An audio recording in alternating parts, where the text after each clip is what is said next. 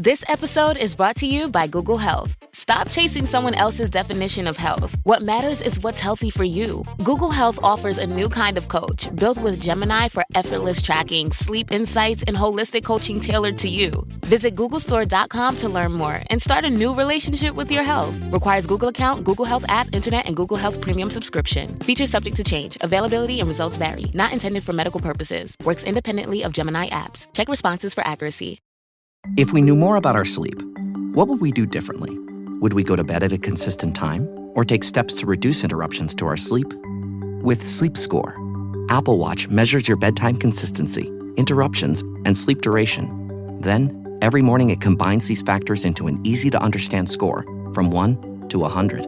So you'll know how to take the quality of your sleep from okay to very high. Know your sleep score with Apple Watch. iPhone 11 or later required.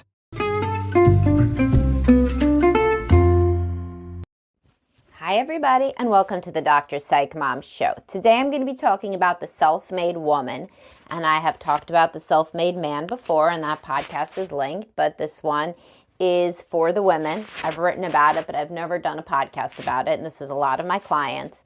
And before that, I will tell you to subscribe. My most recent subscriber episode was on borderline personality disorder in marriage. So if your marriage is volatile and you wonder if you or your partner have borderline personality disorder, where there's a lot of volatility and ups and downs and even some paranoia and a lot of fighting, and normal marriage advice doesn't really apply to you, even though you've tried to use it, then this would be the podcast episode for you, and 225 plus others that you get if you subscribe.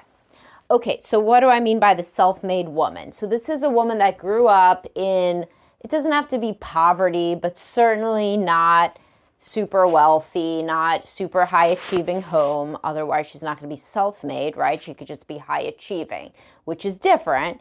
And you could be a high achiever without being self-made, and that's kind of a different personality type. And so the self-made woman, she gets a lot further than her upbringing. So she doesn't really have a template for whatever she is doing, whether that's being an entrepreneur, creating her own business, or whether it's going up the corporate ladder or becoming much more educated and getting, a terminal degree versus parents who were not very educated. Either way, she's doing this on her own, and often she doesn't have that much support. Sometimes the money and the education level is fine, but this person just doesn't get any support. The parents have their issues. There's depression or addiction, or they're absent from the home physically or emotionally. And so she does not get the support that her friends get. So other little girls get driven to dance and mom makes cookies, and this one is kind of the last to get picked up, or doesn't really get to do dance because nobody's going to drive her in the first place, or whatever. I'm just using dance as an example. It could be any kind of thing that other people seem to get and she doesn't. And so, an egregious example of this was in the book I'm reading, a memoir, Etched in Sand. And it's about this woman who later became a lawyer, but she grew up, her mother was in and out of the house. The kids are in and out of foster care.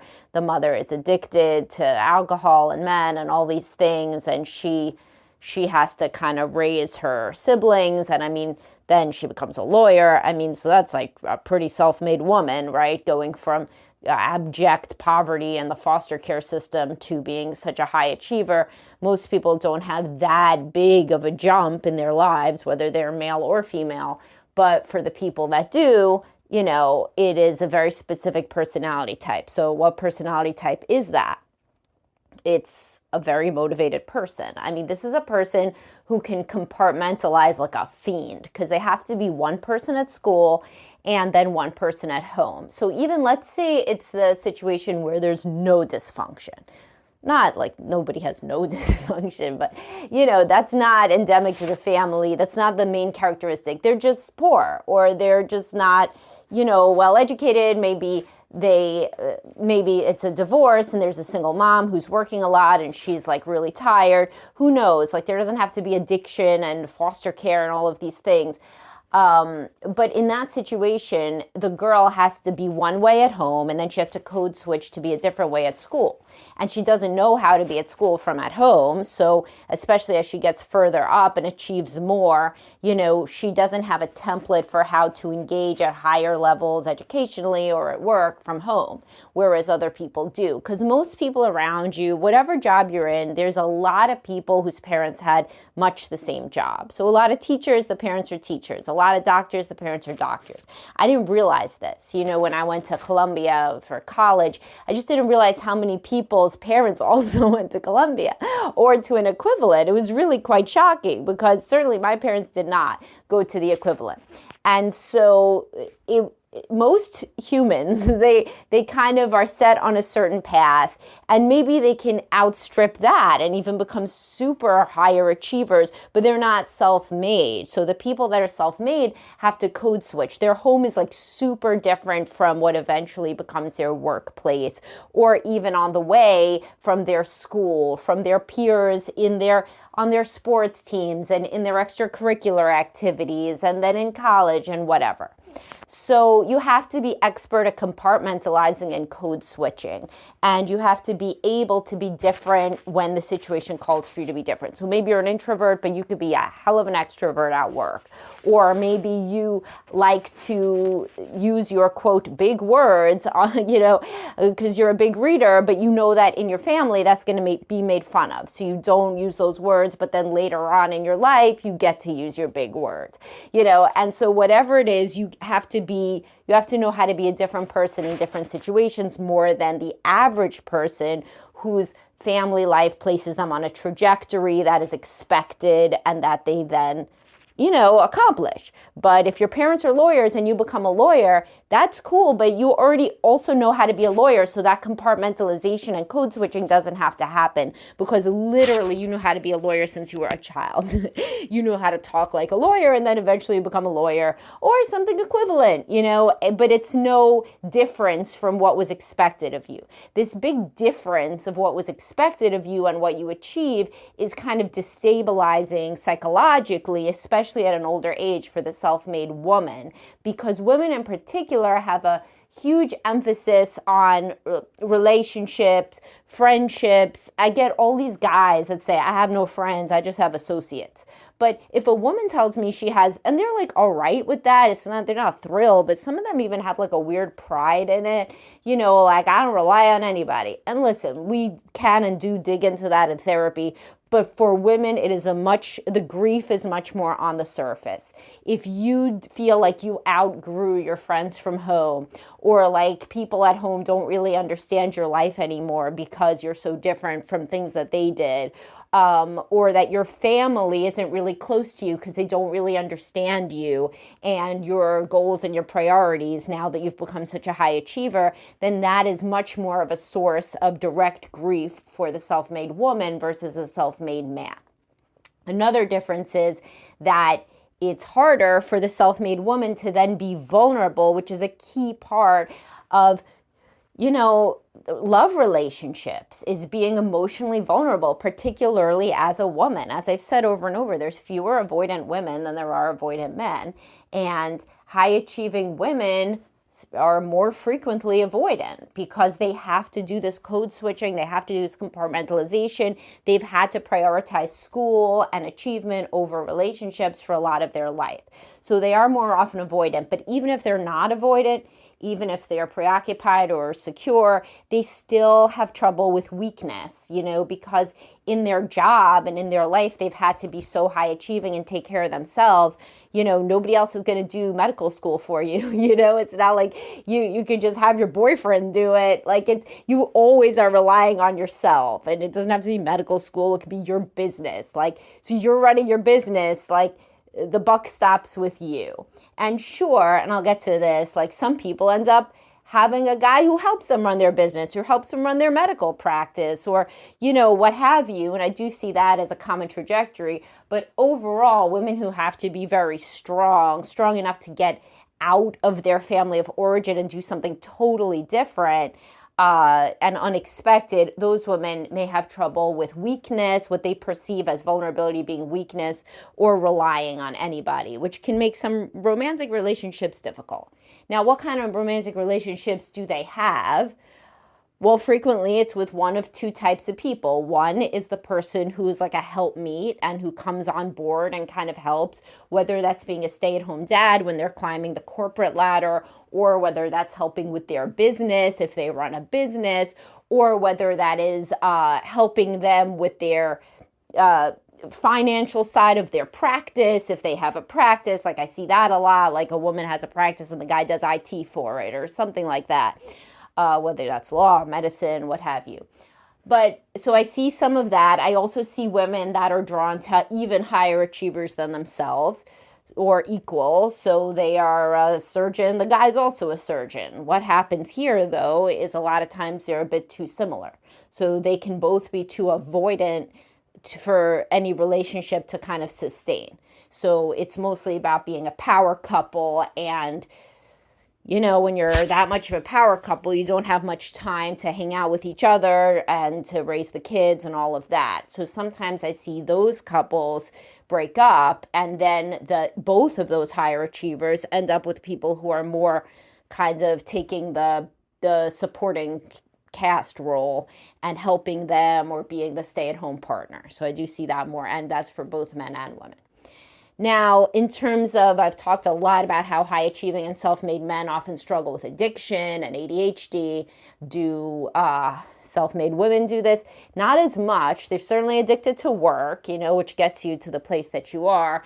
But more often they have anxiety and depression, and they're kind of performing with more of an avoidance of failure than an excitement to win. So the self-made man is more risk-taking often and more, it's an approach mentality. He wants to win, so he tries.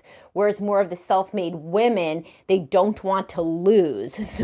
And they're anxious about losing everything and not being able to provide and not being able to make money. So therefore they overcompensate by working very hard. But the overall purpose is for security instead of for adventure or risk-taking. More of the self-made men are into adventure or risk-taking through work. More of the women are into building up so much money and security that they could take care of their family forever. And I read about, I read a Wall Street Journal article about these high-achieving women who are at the top 1% of women earners, and a lot of them, 20% of them, had a father who had, or a primary breadwinner, probably the father, who was unemployed when they were a child. And this made them realize basically don't count on a man to provide, and anything could happen to your job. So you better make money and strike while the iron's hot, and make hay while the sun shines. And so this kind of anxiety for not ever being in that situation again was really pushing these women to achieve at very high levels. And a lot of them were children of immigrants who are obviously very hard workers because they come over and they don't have anything. And so they are pushed by their parents to achieve, and they often are self-made, but they have the strong backing emotionally of their parents because their parents want them to achieve. That's why they came to this country, etc. So what happens to these women at midlife is often they were pushing and pushing so hard, and then they stop pushing, and then they feel like this midlife crisis, like they got to the place that they want to financially or in their career, and they don't really know what to do. And so this is when they get to this midlife crisis, existential crisis point. They come into therapy, and frequently they're like, I wonder if I was pushing too hard and I didn't spend enough time with my children, or I didn't focus on myself. Now, my health is a disaster. Frequently, there's a lot of chronic pain. Because remember, chronic pain goes with depression. If you grew up in any kind of stressful situation, it's the body keeps the score type of stuff. You're more likely to have chronic pain, depression, etc. So if you do grow up in poverty, or with parents who are suffering from their own mental health issues, then you're outrunning all that the whole time. You're trying to achieve, you're trying to balance work and kids, and your health kind of takes a back seat, mental and physical. And you think, was it all worth it? Now I do have this financial security, but could I have made done with less in retrospect? What would that have looked like?